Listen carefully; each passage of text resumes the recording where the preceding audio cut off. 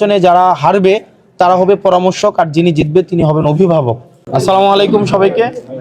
আমরা আজকে দুর্নীতি বিরোধী আজাদি যেই একটা নির্বাচনী জোট হয়েছে, আগের 8 দল ছিল, তারপরে হচ্ছে এনসিপি যুক্ত হয়েছে ইনসাফের প্রশ্নে নির্বাচনের জন্য।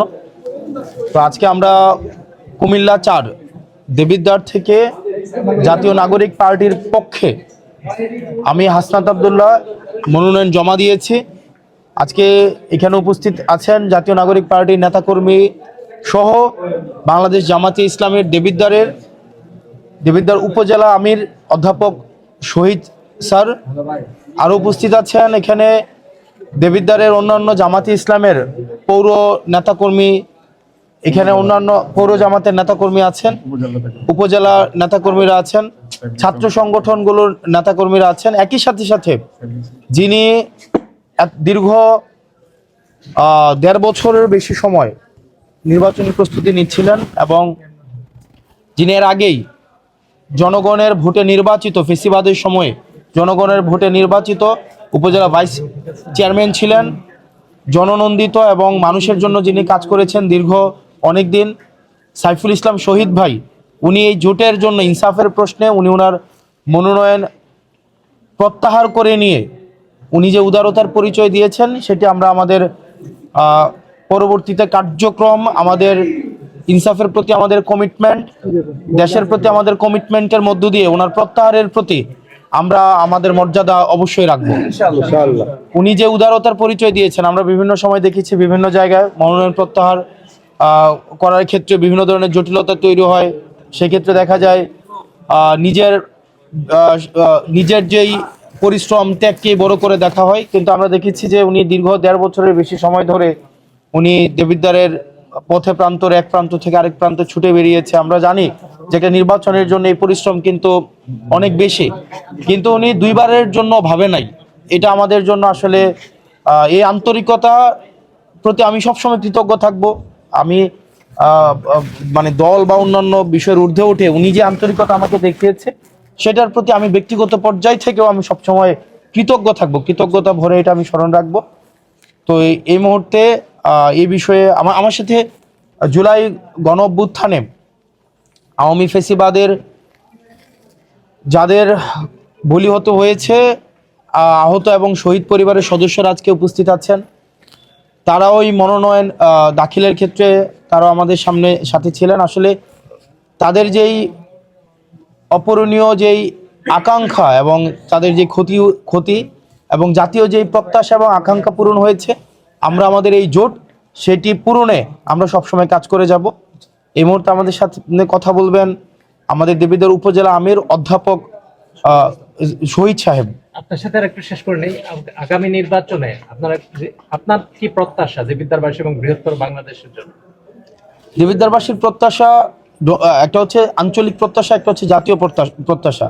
আমাদের জাতীয় প্রত্যাশা সেটা হচ্ছে ইনসাফ নিশ্চিত করা। হাদি ভাই শহীদ হয়েছে, এই যে আগ্রাসন বিরোধী যে আন্দোলন উনি অব্যাহত রেখেছিলেন, সেটির কারণে আধিপত্যবাদী যে শক্তি আছে তারা তাকে শহীদ করেছেন। একই সাথে সাথে আমরা দীর্ঘ 17 বছরের বেশি সময় আমরা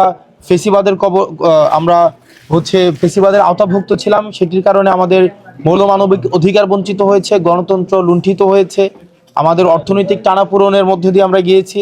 সেই জায়গা থেকে আমরা অর্থনৈতিক মুক্তি, একই সাথে সাথে আমাদের ভোটাধিকার নিশ্চিত হচ্ছে, সেটি যেন সার্বজনীনতা পাই, সেই জায়গাটি আমাদের মূল লক্ষ্য থাকবে। একই সাথে সাথে রাষ্ট্রের স্থানীয় থেকে জাতীয় পর্যায়ে সব জায়গায় যেন ইনসাফ প্রতিষ্ঠিত হয়, দুর্নীতি যেন মুক্ত হয়। আমাদের দুর্নীতি বিরোধী যেই আমাদের এই জোটের যে মনোভাব সেটি আমরা প্রতিষ্ঠিত রাখবো। একই সাথে সাথে আমরা ইনসাফের পক্ষে আমরা আনকম্প্রোমাইজিং আমাদের অবস্থান থাকবে।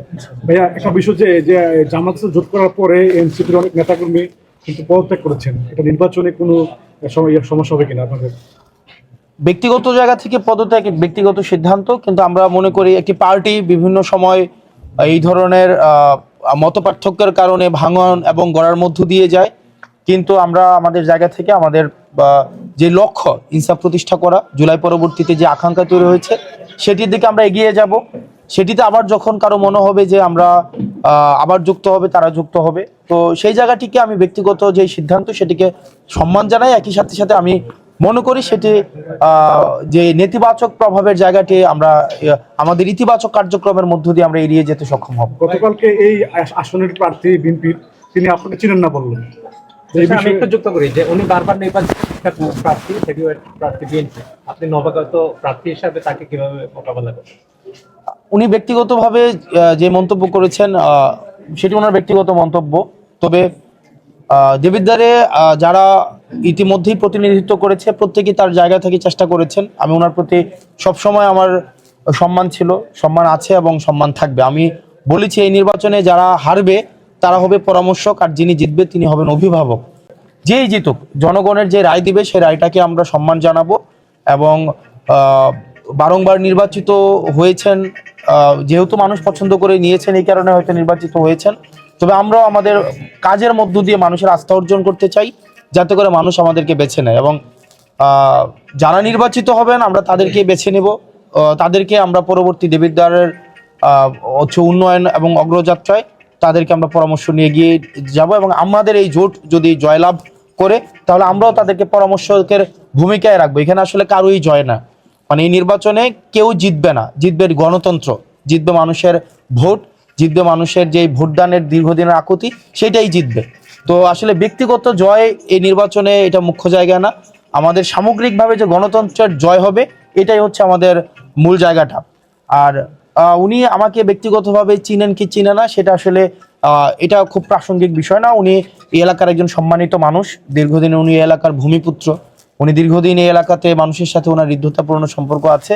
এবং আমরা ওনার এই যেই কাজ, এই দেবিদ্বারের মানুষের প্রতি ওনার যে আন্তরিকতা, সেটিকে আমরা সবসময় অতীতে যেভাবে কৃতজ্ঞতা ভরে আমরা স্মরণ করেছি, আমরা সবসময় সেভাবে কৃতজ্ঞতা ভরেই স্মরণ রাখবো। এবং দেবিদ্বারের জন্য আমি প্রায় কথা বলি, যাকে ইট লাগাইছে তার প্রতি আমরা কৃতজ্ঞ থাকবো। এখানে আমরা কেউ আসলে প্রতিহিংসামূলক সম্পর্ক না, এখানে একটা নির্বাচনী প্রতিযোগিতা। একই সাথে সাথে নির্বাচনী এই বৈতরণীর পরে আবার আমাদের নিজেদের মধ্যে একটা আন্তরিকতা সম্পর্ক থাকুক, একটা সাংস্কৃতিক একটা ইতিবাচক পরিবর্তন ঘটুক, এটাই হচ্ছে আমাদের চাওয়া। এ বিষয়ে হচ্ছে পরবর্তী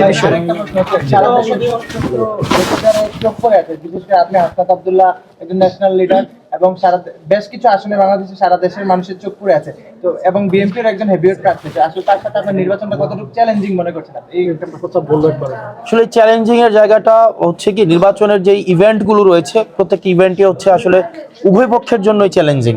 কিন্তু আমি ব্যক্তিগতভাবে মনে করছি না যে এটা একটা প্রতিহিংসামূলক নির্বাচন, প্রতিযোগিতা থাকবে। এবং প্রতিযোগিতা আমরা মনে করি যে এটা নির্বাচনের মধ্য দিয়েই এবং জনগণের অংশগ্রহণটা করানোটাই হচ্ছে আমাদের মূল চ্যালেঞ্জ। কিন্তু একজনের সাথে এক পার্টির সাথে আরেক পার্টির ওই ধরনের আমরা চ্যালেঞ্জ মনে করছি না। জনগণ নির্বাচনে যেন স্বতঃস্ফূর্তভাবে ভোট দেয়, যাকে ইচ্ছা তাকে যেন ভোট দেয়, এই ভোটে অংশগ্রহণ করানোটা আমরা সব রাজনৈতিক দলের আমাদের প্রচেষ্টাটাই হচ্ছে আমাদের মনে করছি মূল চ্যালেঞ্জের জায়গায়, বেশি কিছুই না। তো উদীয়মান তরুণ নেতৃত্ব হিসেবে এখন হচ্ছেন দেবিদ্বারের নতুন, এই ভোটের মাঠে নতুন, তো সেই ক্ষেত্রে আপনি জনগণের কাছে গিয়েছেন, আমরা দেখতে পেয়েছি ইতিমধ্যে। আপনি কেমন সাড়া পেয়েছেন? ভোটের মাঠের অবস্থাটা আপনি কেমন মনে করছেন? জনগণের কাছে আপনি কতটুকু সাড়া পেয়েছেন? এইটা আসলে ভোটে বোঝা যাবে। আর বোঝা যাবে যে আমাদেরকে আসলে এই যে শহীদ ভাই সহ উনি যে আছেন, শহীদ ভাই আসেন, এদিকে আসেন ভাই, যে শহীদ ভাই সহ এখানে যারা আছেন আমাদের বিভিন্ন নেতৃবৃন্দ, আপা আছেন, মানে বিভিন্ন নেতৃবৃন্দ, উনারা আসলে দেবিদ্বার দেখেন, উনারা দীর্ঘদিন উনি ইতিমধ্যে জনপ্রতিনিধিত্ব করেছেন উনি, ওনারা দীর্ঘদিন রাজনীতির সাথে জড়িত আছেন। তো আমরা বিভিন্ন মতের মানুষ থাকতে পারে, বিভিন্ন পথের মানুষ থাকতে পারে, কিন্তু আমরা দেবিদ্বারের প্রশ্নে তো সবাই ঐক্যবদ্ধ। তো ওনারা আমাদেরকে কতটা সহায়তা করছেন, কতটা পরামর্শ দিচ্ছেন, আমরা একইভাবে যখন আমাদের কর্মসূচিগুলো নির্ধারণ করব, আমরা মনে করি যে সামনের যেই আমাদের ইভেন্টগুলো রয়েছে, আমাদের কার্যক্রমগুলো রয়েছে, আমরা সমন্বিতভাবে সেগুলো সফলতার সাথে আমরা সেগুলো শেষ করতে পারবো ইনশাআল্লাহ।